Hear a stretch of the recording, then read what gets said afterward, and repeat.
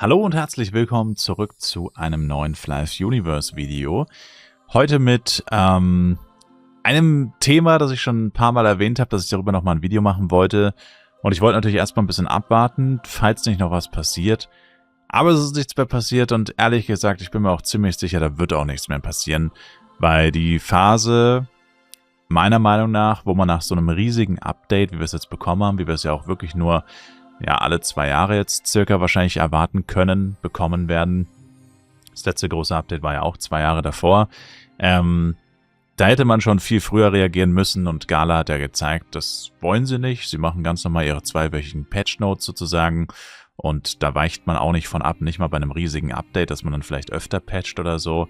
Und naja, das Thema ist halt der Schmuck, vor allem der Schmuck, Waffen aber natürlich auch und es geht darum, um diese Zeile hier in den Patch Notes. Also Waffen und Schmuck, die nicht Szenen- oder Account-gebunden sind, werden ihr Upgrade-Level automatisch angepasst bekommen, um dafür zu kompensieren, dass es neue Upgrade-Stufen über Itemate plus 5 gibt. Und das haben sie gemacht. Folgendes haben sie gemacht. Sie haben alles an Ultimate, Schmuck und Waffen, die plus 4 waren, auf plus 5 gemacht, aber nicht, wenn sie Account oder Seen gebunden waren. Und alle Items, die plus 5 waren, haben sie auf plus 7 gemacht. Alle anderen sind leer ausgegangen. Und genau das ist im Endeffekt das Thema.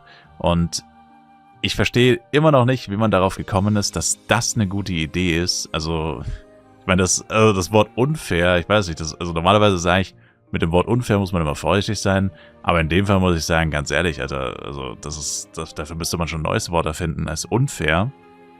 Und ich sage jetzt einfach mal relativ objektiv, welche Gruppen es gibt. Ja, ich hoffe, ich vergesse niemanden, vielleicht gibt es noch mehr Gruppen. Also es gibt so circa 4 Gruppen von Spielern oder in diesen Gruppen werden sich die meisten Leute wiederfinden. Also zuallererst stellt sich natürlich erstmal die Frage, aber darüber können wir dann im Nachhinein noch reden. Warum hat man diese Änderung nicht angekündigt, sodass jeder die Chance hat, seinen Schmuck, seine Waffen, sein was auch immer, noch abzugraden? Das ist mal die erste Frage. Aber wie gesagt, da kommen wir dann gleich noch dazu. Die 4 Gruppen, die es im Endeffekt gibt, also jetzt vor allem bezogen auf Schmuck, aber für Waffen zählt es natürlich auch, wobei nicht genau so, aber größtenteils. Die erste Gruppe sind Spieler, die genug Staub rumliegen hatten, für Schmuck plus 4. Es aber nicht eingetauscht haben, weil sie sich vielleicht nicht sicher waren, welches Set sie nehmen sollen. Ja, vielleicht hat man noch nicht jedes Set. Oder halt einfach noch gewartet haben auf was auch immer. Ja, ist ja egal. Ich meine, nur weil ich 1000 Staub habe, nur weil ich Schmuck plus 20 gemacht habe und es war ja auch direkt davor ein fettes Upgrade-Event. Also hatten wahrscheinlich viele Leute Staub rumliegen oder noch Schmuck plus 20, den sie noch nicht zerlegt haben. Naja, und diese Spiele hat man natürlich irgendwo, naja, ich will nicht sagen bestraft, aber natürlich, wenn man das gewusst hätte, hätte man natürlich seinen Schmuck eingetauscht, logischerweise. Und ja, die sind schon mal leer ausgegangen, weil sie hatten genug Schmuck für plus 4. Also 1000 Staub und Schmuck plus 4 ist fast äquivalent, würde ich sagen. Aber eben nicht, wenn du den Staub nicht umgetauscht hast. Dann die zweite Gruppe von Spielern sind all diejenigen, die maximal Schmuck oder auch Waffen plus 3 hatten. Also clean, plus 1, plus 2, plus 3. Die haben auch einfach gar nichts bekommen. Begründung? Nicht vorhanden, aber die sind einfach komplett leer ausgegangen. Ja, und dann gibt es natürlich noch die Gruppe der Spieler, die hier Schmuck plus 4 und plus 5 hatten. Das kann man natürlich sagen, das sind die großen Gewinner gewesen. Kommen wir auch gleich noch zu, warum das halt auch irgendwie zweierlei problematisch ist.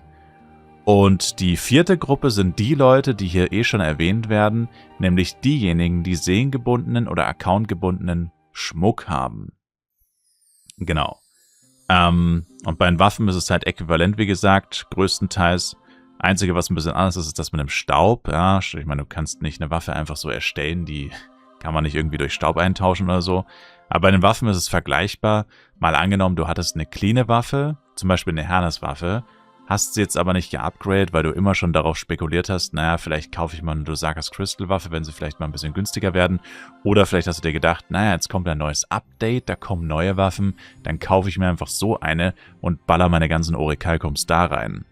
ja, also wenn er Ultimate-Waffe hatte, aber halt nicht großartig geupgradet, wie gesagt, maximal +3, aber auch viele Oris rumliegen hatte, also theoretisch die Chance gehabt hätte, sie zu upgraden, aber sich eben dagegen entschieden hat, weil er dachte, neues Update, neue Waffen, da will ich jetzt nicht mehr unbedingt alles in meine alte Waffe ballern. Die haben natürlich auch irgendwo den kürzeren gezogen und das hätte man unmöglich wissen können. Das ist genau das gleiche mit dem Staub. Leute, die Staub rumliegen hatten, hätte man unmöglich wissen können.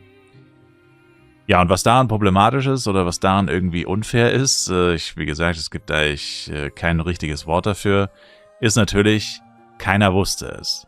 Und jetzt kann man natürlich sagen, naja gut, die einen hatten halt Glück und die anderen hatten halt Pech. Aber es ist, wie gesagt, ein bisschen problematischer. Und ein paar Aspekte habe ich auch nur durch den Discord. Und es gibt mehrere Beiträge dazu im Discord unter Suggestions, unter Feedback, die auch alle direkt nach dem Update gepostet wurden und seitdem nicht kommentiert wurden und auch nicht in den Patch Notes irgendwie behandelt wurden. Problematisch ist halt, also sag mal, das Größte, wo ich persönlich der Meinung bin, dagegen kann man wirklich nichts sagen, ist eigentlich das, dass die Leute mit Schmuck +4 und +5 am meisten profitiert haben und die Leute mit Schmuck +0 bis +3 am meisten den kürzeren gezogen haben, weil sie halt gar nichts bekommen haben. Und das habe ich halt gelesen und dachte mir so, das ist echt krass, weil ich bin in dieser Gruppe nicht drin, sage ich mal. Deswegen habe ich daran nicht gedacht, aber es stimmt schon. Leute, die Schmuck +4 oder +5 vor dem Update hatten, sind in der Regel Spieler, die halt schon relativ gut dabei sind, die haben schon ziemlich gutes Equipment, die haben auch wahrscheinlich ziemlich viel Geld, ja. Ich meine, anders kommst du nicht an Ultimate Schmuck +4 und +5. Ich meine, Ultimate Schmuck +4 auf Boding, ich habe mir mein Marksman-Set gekauft für 12 Milliarden, by the way, das sind mehrere 100 Euro umgerechnet in F-Coin. Und Schmuck +5 hat auch schon immer zig Milliarden gekostet, ein komplettes Schmuckset +5. Da reden wir über Minimum ein paar 100 Euro, wenn nicht sogar über 1000. Ja, also das ist extrem wertvoll, dieses Zeug, und extrem selten gewesen. Der Casual, der Durchschnittsspieler hatte das nie im Leben. Die allermeisten Leute hatten wirklich Schmuck +0 und manche vielleicht +1, 2, 3. Genau. Und die Kluft zwischen Arm und Reich ist halt dadurch nochmal viel größer geworden. Weil die Leute, die Schmuck +4 hatten und gut dabei waren, sind jetzt sehr gut dabei mit Schmuck +5.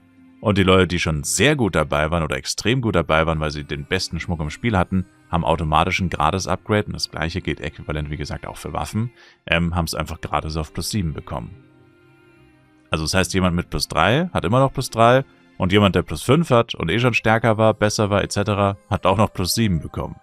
Also keine Ahnung, wie man darauf kommt, dass das eine gute Idee ist, weil man damit halt wirklich jeden Casual und jeden Durchschnittsspieler eigentlich komplett die Chance genommen hat, jemals auch nur die Chance zu haben, aufzuholen, weil das sind Upgrade-Level, die du da geschenkt bekommen hast, im Wert von mehreren Milliarden, im Wert von 100 Oris, von 1000 Staub, von was weiß ich was, also das ist wirklich geisteskrank.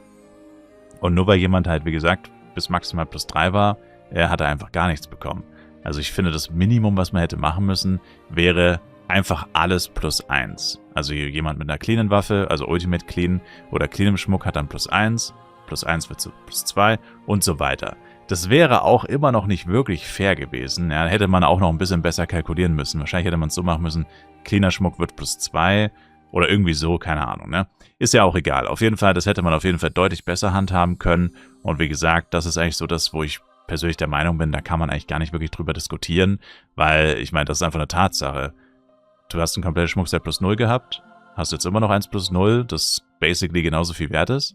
Und du hattest ein komplettes Schmuckset +5, das schon gottlos viel wert war. Und jetzt ist es noch viel mehr wert gefühlt. Also das ist wirklich crazy. Und das gleiche gilt, wie gesagt, auch immer für die Waffen. Ja.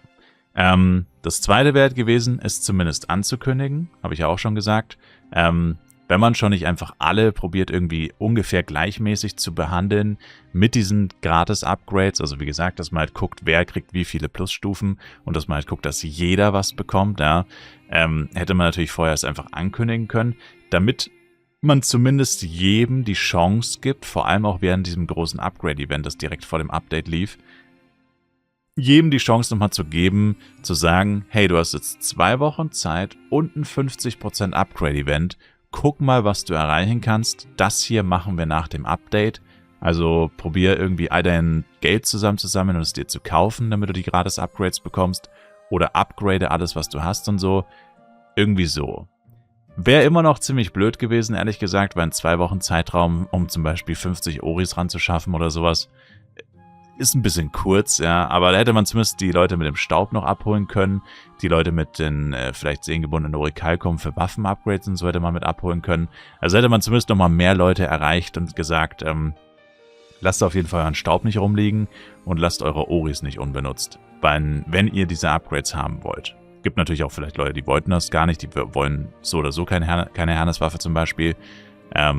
Klar, aber so hätte man es einfach jedem klar kommunizieren können und dann hätte jeder die gleiche Chance gehabt, sich diese Upgrades, diese Gratis-Upgrades zu holen. Und zu guter Letzt bleiben natürlich dann noch die Leute mit dem Soul- und Account-Linked Equipment. Dazu gab es auch einen Beitrag, der am heißesten diskutiert wurde eigentlich, weil das war so ein bisschen Pro-FEC versus Anti-FEC, kann man sagen. Also die Leute, die natürlich auch nur auf dem FEC spielen oder überwiegend, die haben natürlich immer das Problem, dass sie Account-Linked oder Soul-Linked Equipment haben oder hatten.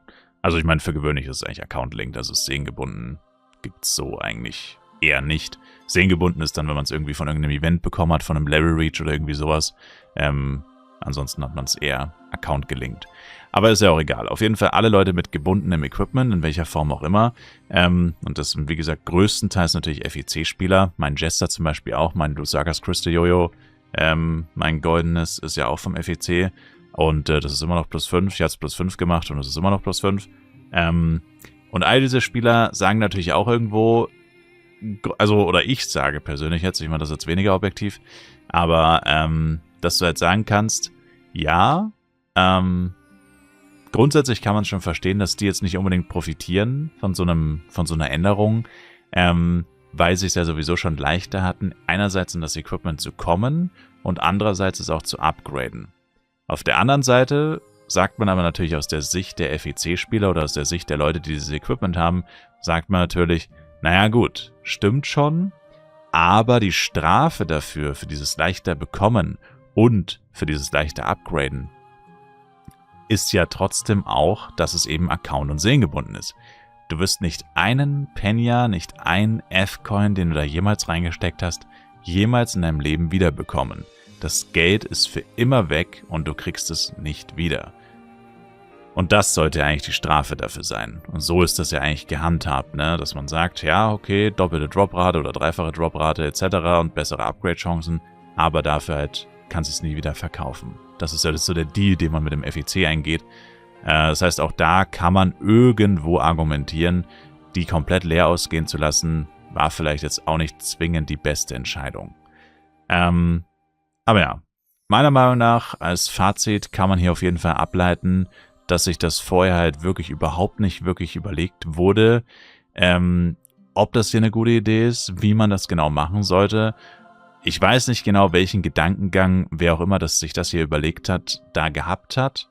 Er war unfassbar schlecht, meiner Meinung nach. Und ja, eigentlich hätte das adjustiert. Ach, das ist nicht das richtige Wort, aber egal. Da hätte man im Nachhinein nochmal schauen müssen, nachdem eben dieses Feedback, nachdem die Suggestion, nachdem die Beschwerden kamen, hätte man sich das schon nochmal angucken müssen. Aber dieser Zeitraum ist jetzt gefühlt vorbei, weil das Update ist jetzt fast einen Monat alt und jetzt gibt es natürlich tonnenweise weiteren Staub, tonnenweise neue Waffen und so weiter. Das heißt, jetzt nochmal pauschal zu sagen, ja, jetzt alle Waffen, die irgendwie plus sonst was, das ist jetzt zu spät. Also ich meine, jetzt wäre es dann auch wieder irgendwo unfair, wenn dann Leute jetzt Behemoth-Waffen geupgradet kriegen würden.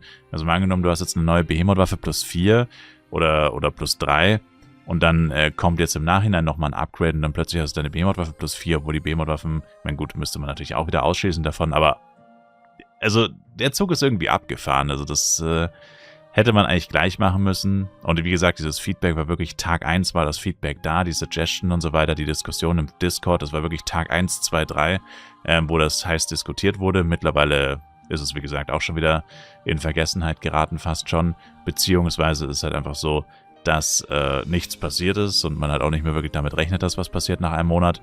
Und ja, deswegen hat man sich jetzt irgendwo damit abgefunden. Aber ich habe gesagt, ich wollte nochmal ein Video drüber machen und ich habe es bisher noch nicht gemacht. Deswegen wollte ich das hier nochmal ausführlich erklären, was das Problem dabei war.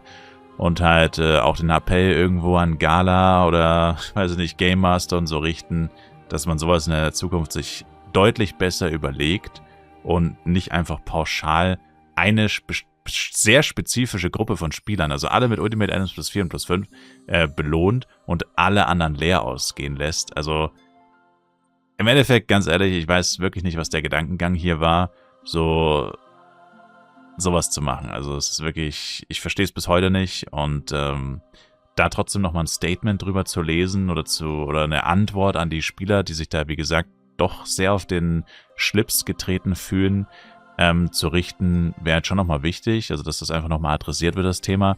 Passieren wird eh nichts mehr. Ich meine, wie gesagt, ich rechne nicht mehr damit und ich denke, keiner rechnet mehr so wirklich damit. Dafür ist es einfach schon zu lange her. Dafür ist schon wieder viel zu viel passiert.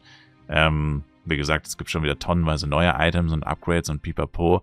Also das hätte man, wie gesagt, wenn dann sofort machen müssen, in einem Hotfix 1-2 Tage später, spätestens am ersten Montag hätte man das adressieren müssen. Und hat man nicht gemacht. Und deswegen kann man nur hoffen, dass es in der Zukunft nicht nochmal so eine undurchdachte Entscheidung treffen. Ja. Also an für sich ist es natürlich cool und ich meine, hört sich jetzt so an, als wäre ich hier so ein bisschen der Butthurt, aber ich habe tatsächlich ziemlich stark davon profitiert, aber auch verloren. Also ich bin irgendwo in jeder Gruppe mit drin gewesen, so ein bisschen, bis auf das mit dem cleanen Equipment, jetzt da bin ich vielleicht am wenigsten mit drin gewesen. Aber grundsätzlich, ich habe sehr davon profitiert und trotzdem finde ich es nicht schön, weil, ich meine, allein schon, wenn du sowas liest, also ich meine, wie gesagt, ich bin erst auch nicht von alleine drauf gekommen, aber wenn du sowas liest, wie jemand halt sagt, er ist halt ein Low-Budget-Spieler oder ein Casual-Spieler, hat immer nur Schmuck plus 0 gehabt und jetzt sieht er dann, ja, jemand, der Schmuck plus 5 hatte und 100-mal so viel Geld wie er, kriegt einfach noch den gratis Schmuck plus 7 geschenkt. Ich meine, ja, also sich da in die Lage von so einer Person zu versetzen, sollte man halt schon können, egal auf welcher Position man steht, finde ich. Und wie gesagt, keiner kann eigentlich sagen, dass das irgendwo fair ist. Und ganz ehrlich, ich nehme es, oder man kann es auch wirklich niemandem übel nehmen, wenn er dann nach so einer Aktion dann einfach quittet, weil er sich denkt, was ist das denn bitte? Wie ungleich wird man hier behandelt? Und ja, alles in allem einfach keine schöne Situation. Und wie gesagt, kann man nur hoffen, dass das so nie wieder passiert. Aber naja, man kennt Flive, also die Wahrscheinlichkeit, dass sowas nochmal passiert, ist leider nicht allzu gering. Danke euch auf jeden Fall fürs Zuschauen. Ich würde mich selber ein Like, Kommentar und ein Abo von euch freuen. Und dann sehen wir uns auf jeden Fall auch im Livestream wieder. Twitch-Links in der Videobeschreibung. Haut rein, bis dahin und ciao, ciao.